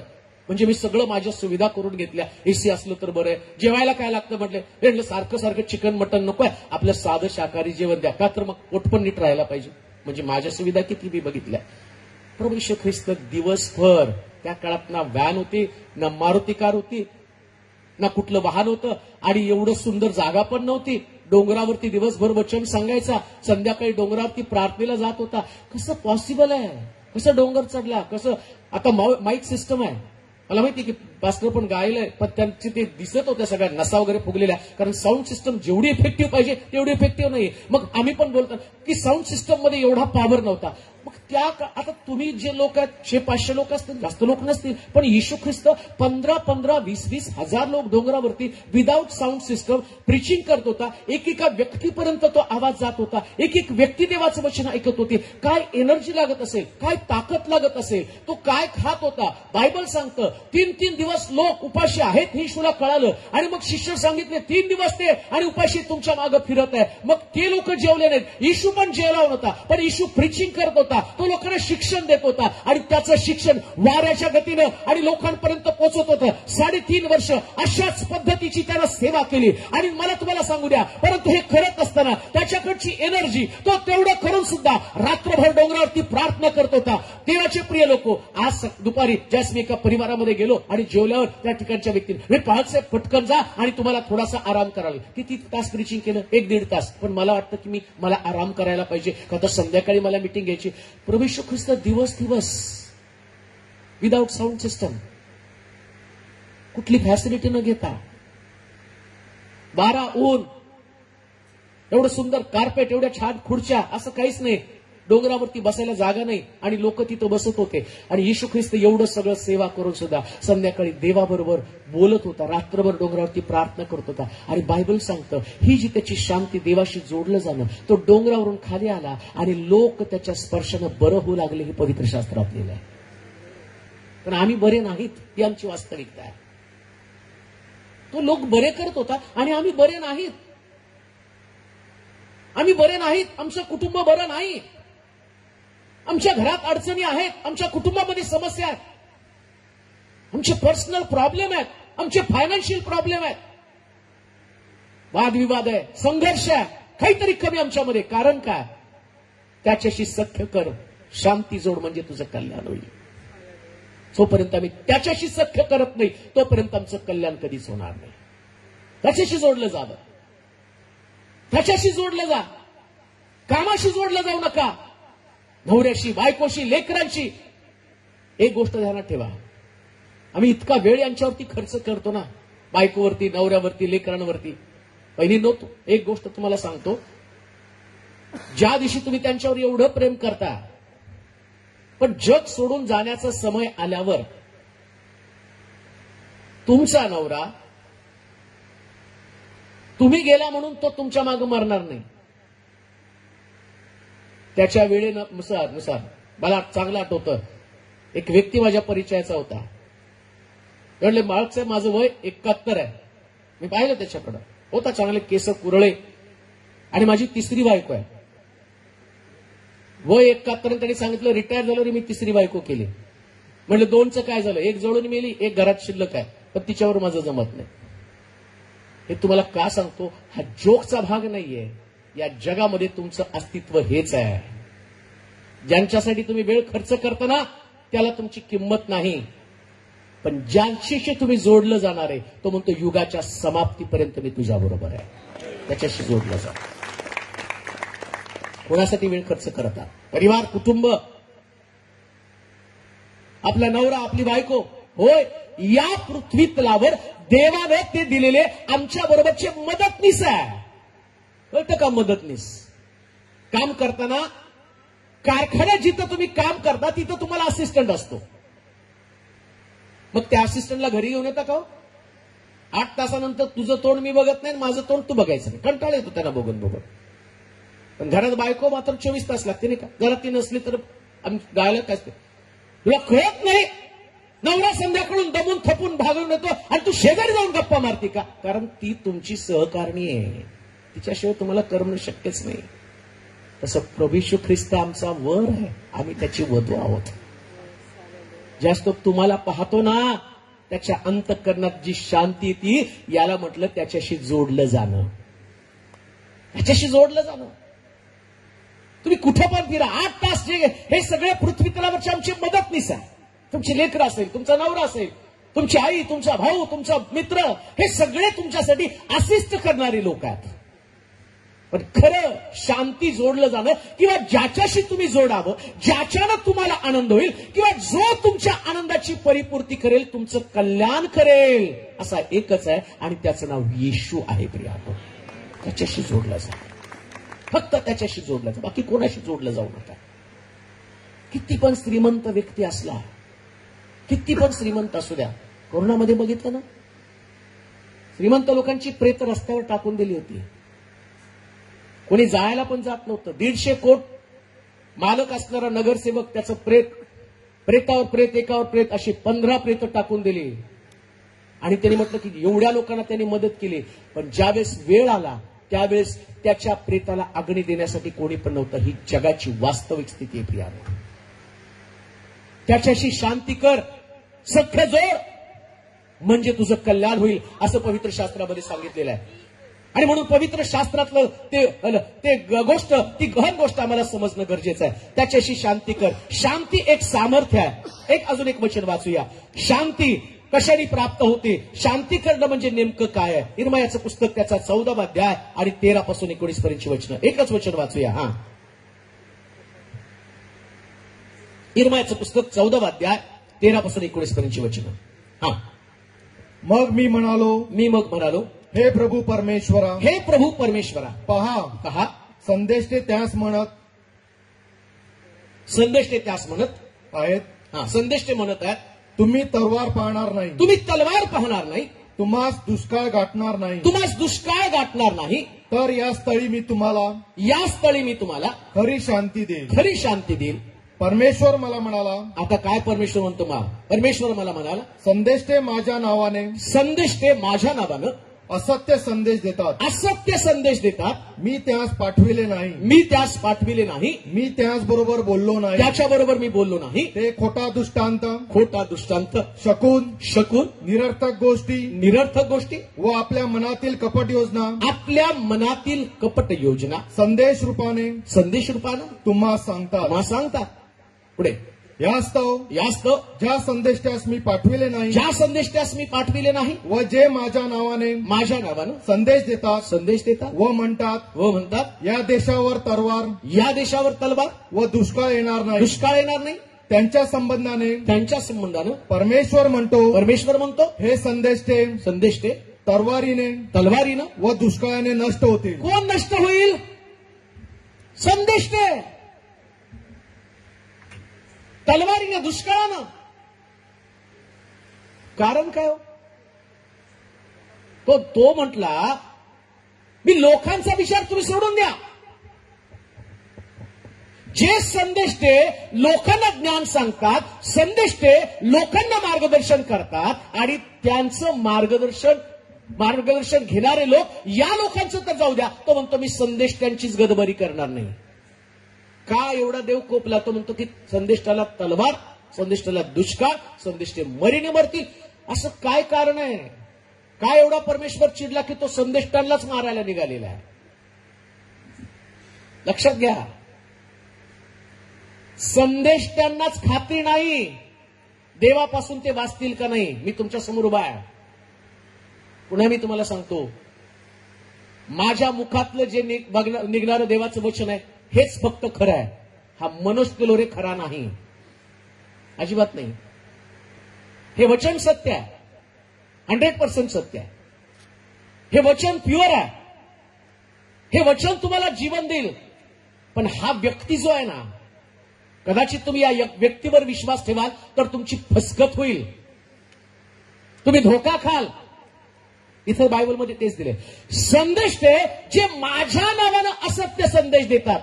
मी सांगितलं नाही तो संदेश देऊन टाकलाय त्यांनी. मग खरा संदेश कोणता आहे? काय संदेश होता त्यांच्या संदेशाचा? गाभा काय होता? हे संदेश ते काय सांगतात? या ठिकाणामध्ये शांती आहे. कोणतं ठिकाण आहे?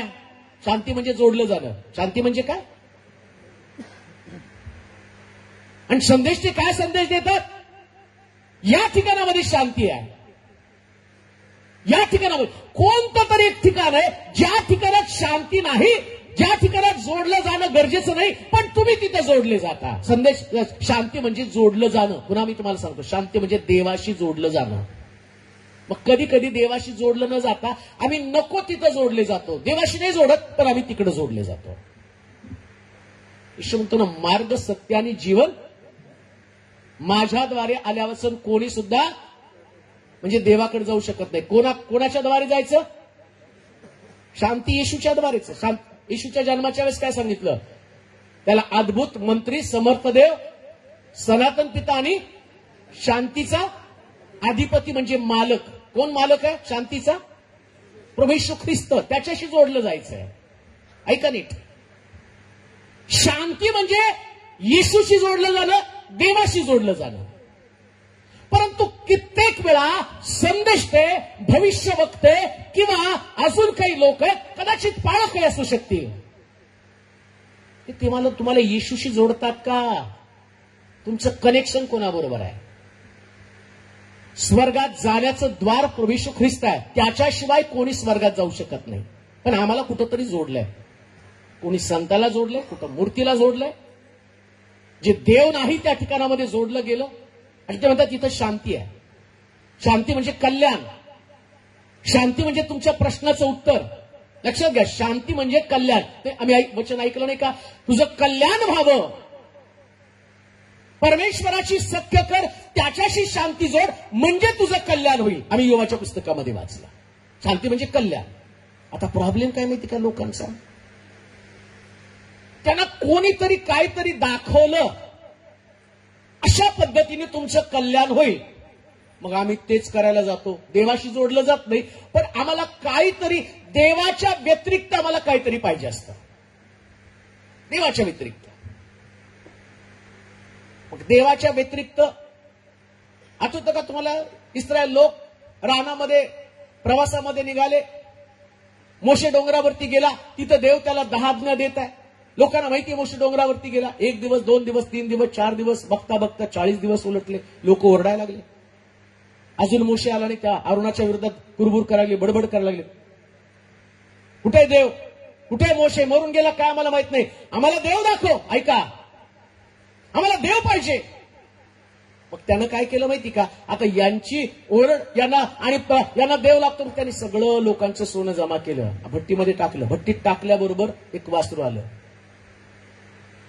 40 वर्ष या लोकांनी मेघस्तंभ, अग्निस्तंभ, रानामध्ये खडकातनं पाणी काढलेल्या देवाचं सामर्थ्य पाहिलं. सगळं त्यांनी पाहिलं. पण तरी सुद्धा ते म्हणतात आम्हाला देव दाखव. आणि त्यानं काय केलं? लोकांच्या मर्जीप्रमाणे. लोकांना काय पाहिजे, मग लोकांना जे पाहिजे ते त्याने दिलं.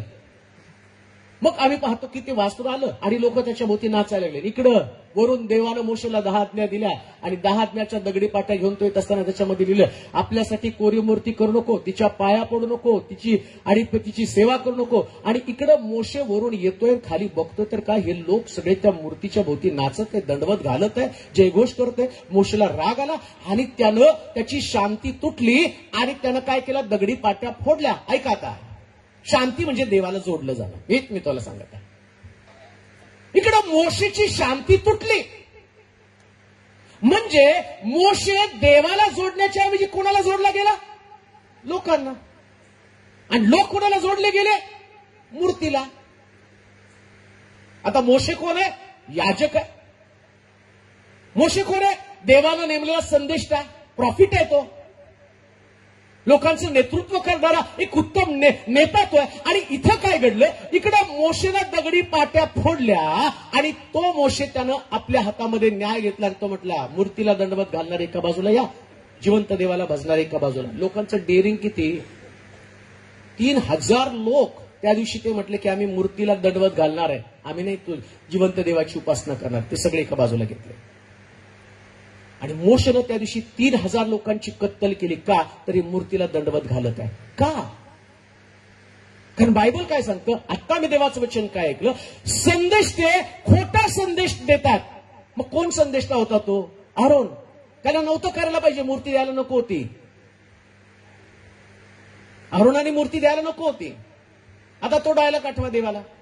मोशेनं ज्यावेळेस त्याला हाक मारली, मोशेला देवानं हाक मारली आणि तो म्हटला की मोशे, मी माझ्या लोकांची सुटका करण्यासाठी तुला पाठवत आहे. त्यास मोशे काय म्हटला? प्रभू, मी जड ओठाचा मनुष्य आहे. ऐका ऐका, बायबल किती सुंदर आहे. तो म्हटला, माणसाला ओठ कोणी दिले? शब्द कोण देतो? मीच देतो ना.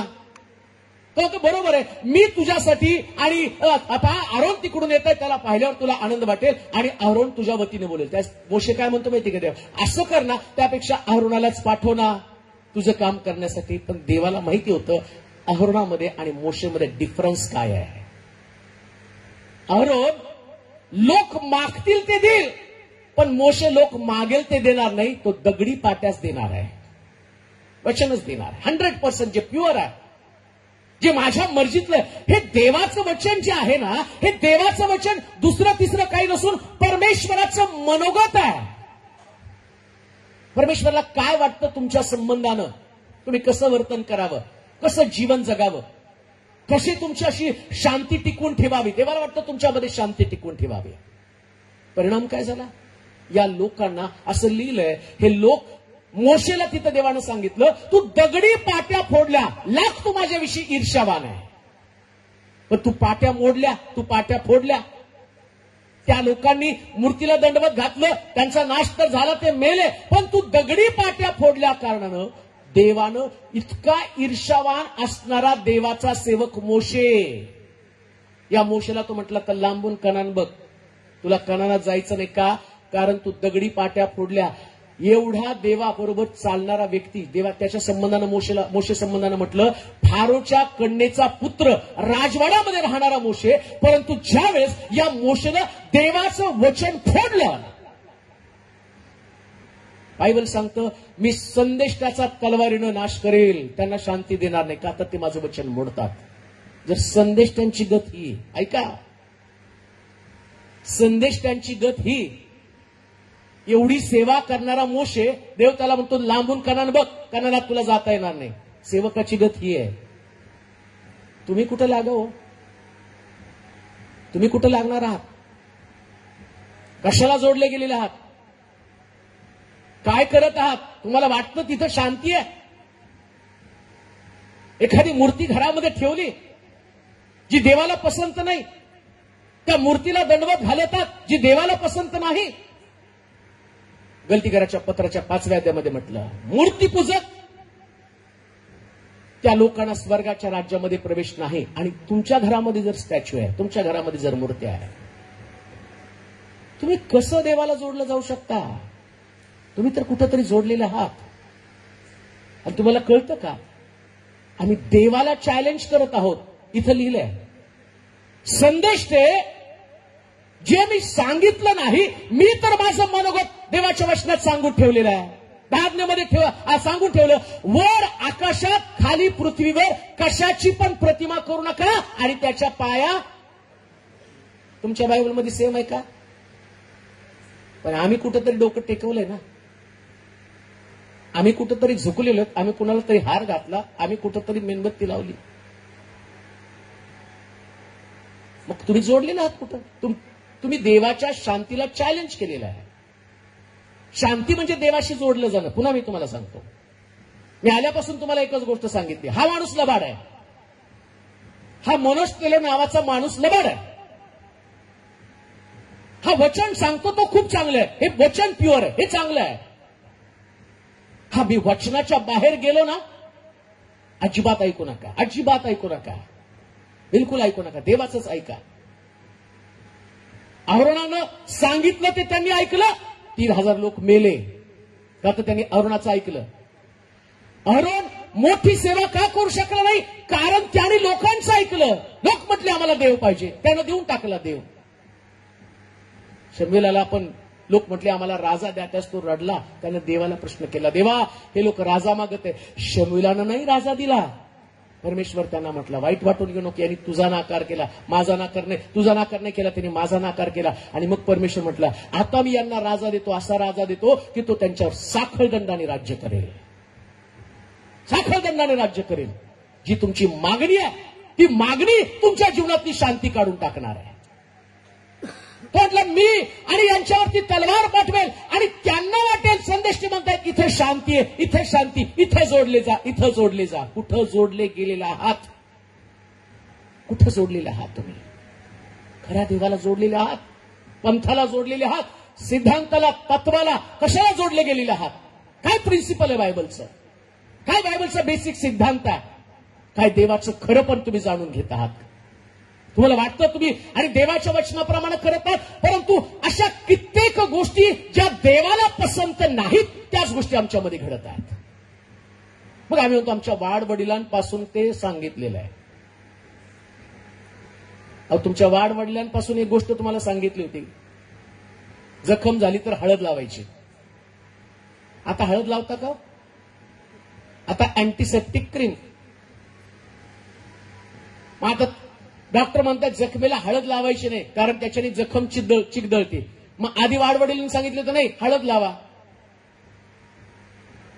आणि काहीतरी इतकी भयानक लोक आहेत ना, ते म्हणतात चुन्ना लावा जखमेला.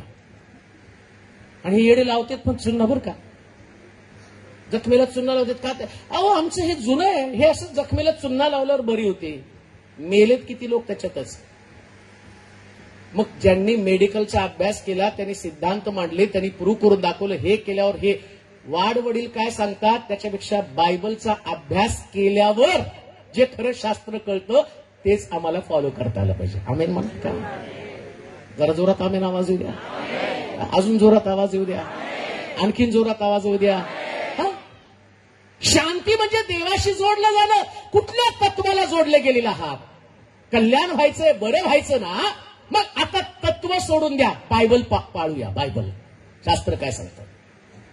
येशू म्हटलं तुम्ही माझ्यामध्ये, माझी वचनं तुमच्यामध्ये. आता प्रॉब्लेम काय माहिती का? आमचं दाखल्यावर नाव ख्रिस्ती आहे आणि आम्ही 7 पिढ्याची ख्रिस्ती. काय लोणचं घालू तुझं? जास्त मुरलाय 7 पिढ्या म्हणून. 7 पिढ्याचे ख्रिस्ती आहेत, पण ख्रिस्त आहे कुठं तुझ्यामध्ये? वचन आहे का तुझ्यामध्ये? तू एवढ्या पिढ्याचा ख्रिस्ती आहे, पण तुझे प्रिन्सिपल, तुझी तत्व ती देवाच्या वचनाच्या बाहेर आहेत. पण म्हटलं ते शास्त्र.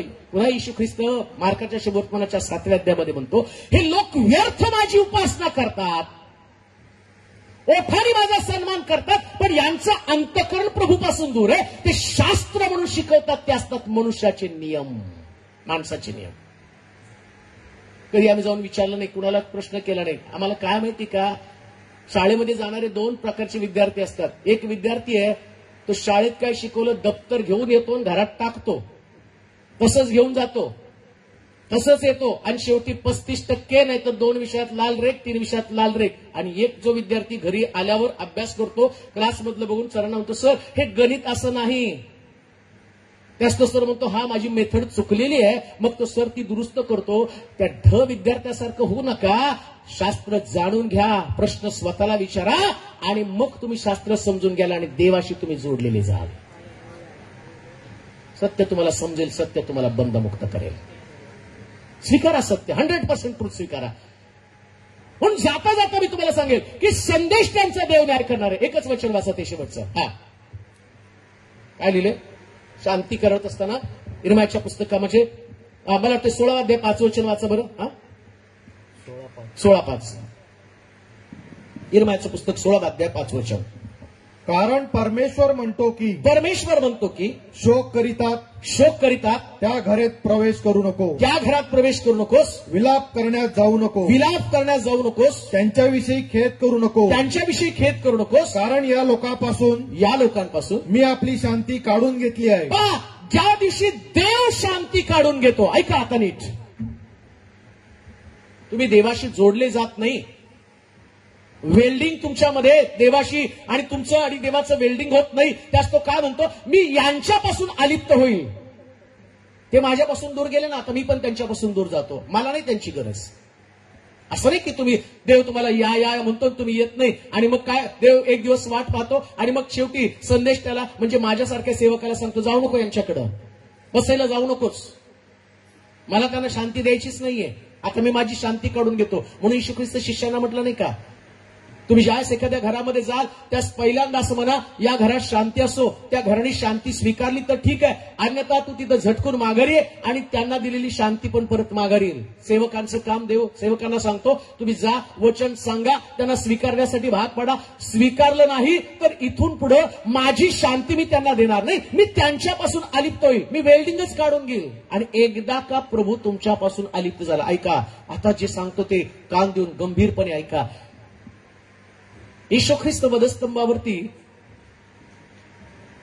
माझ्या देवा तू माझा त्याग का केला हे ऐकल्याबरोबर, जर तुम्ही 7 शब्दांचं मनन केलं असेल, जर केलं नसेल तर युट्यूबवरती माझा एक मेसेज आहे, त्याच्यामध्ये ख्रिस्ताच्या वधस्तंभावरचे 7 उद्गाराचं रहस्य, तर त्याच्यात तुम्हाला जाणवेल की त्याने असं म्हटलं, माझ्या देवा तू माझा त्याग का केला. असं म्हटल्याबरोबर सगळा अंधकार एकवट झाला आणि असं लिहिलं की त्याच्यावरती सगळ्या पृथ्वीवरती अंधकार पसरला आणि मग येशूनं आपली मान टाकली, पूर्ण झाले म्हटले, मी माझा आत्मा तुझ्या हाती सोपवतो. हे जे डायलॉग, हे जे वाक्य आहेत ना, हे 3 वाक्य बोलल्याबरोबर आम्ही पाहतो येशू ख्रिस्त त्याच्यानंतर मेला. तो म्हटलं, माझ्या देवा तू माझा त्याग का केला. इथं म्हटल्याबरोबर इकडे अंधकार सगळ्या पृथ्वीला त्यानं ग्रासून टाकलं. ज्या दिवशी देव आमच्यापासून अलिप्त होतो, देव आमचा त्याग करतो, वेल्डिंग तुटतं, शांती देवाशी जोडली जात नाही.